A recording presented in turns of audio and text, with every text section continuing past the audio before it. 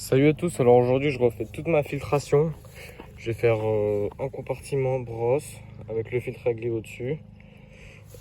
Ensuite tapis japonais et je mets toutes les hélices dans 2/3 de la cuve. Donc là je vais mettre toutes les hélices dans une cuve avec de l'eau pour vider la cuve. Faire séparer avec du plexi, des petits litos et tout pour que ça tienne mieux. Et on va essayer de faire ça bien. Donc voilà, ça avance plutôt bien. Là je vais mettre une autre comme ça pour tenir. Là tout est bon. Voilà.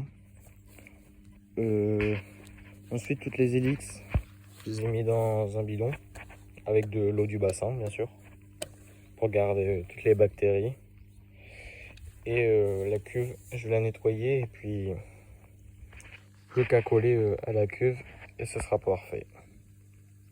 Donc pour l'étape numéro 3, j'ai nettoyé toute la cuve.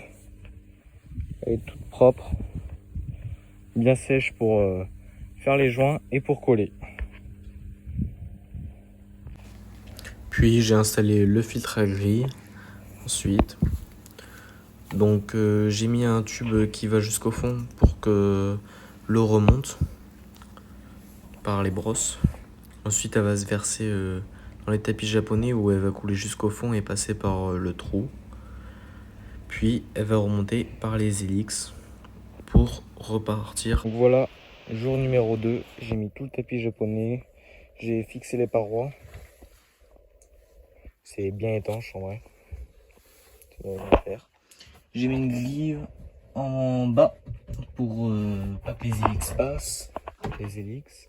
J'ai mis un diffuseur d'air ici et un deuxième tout en dessous des tapis japonais. Donc, ensuite, ici j'en ai mis deux comme ça et ensuite c'est mis normalement, enfin comme à peu près tout le monde. Et voilà. J'ai oublié de préciser que j'avais mis des petits bouts de bois là, fixés, pour pas que le tapis japonais aille au fond et que toutes les saletés restent dans le fond. Et c'est pour ça que le trou, je l'ai pas fait tout en bas. Donc le remplissage commence. Je remplis toute la cuve. Bon, les fuites sont vraiment minimes, hein. Il y en a une petite sur le bord là-bas. Bon, c'est pas ce qui va changer par là où l'eau va passer, hein. Donc là j'ai arrêté la pompe à air. Bon bah échec. Ça bouge. Il y a un espace qui s'est créé entre la paroi à cause de la pression de l'eau. Et comme vous pouvez le voir, ça bouge. Donc l'eau, très peu qui passe ici. J'ai dû recouper en profondeur. Mais je pense que ça va quand même fonctionner. Et puis ça va quand même filtrer mieux qu'avant dans tous les cas. Donc je vais laisser. Et voilà. En tout cas, acheter des filtrations, mais ça vous coûte 200-250 € de plus. Parce que là, 2 jours de travail pour rien. Plus de l'argent de perdu. Donc voilà. Si vous voulez des questions ou vous avez des questions, n'hésitez pas à dire dans les commentaires.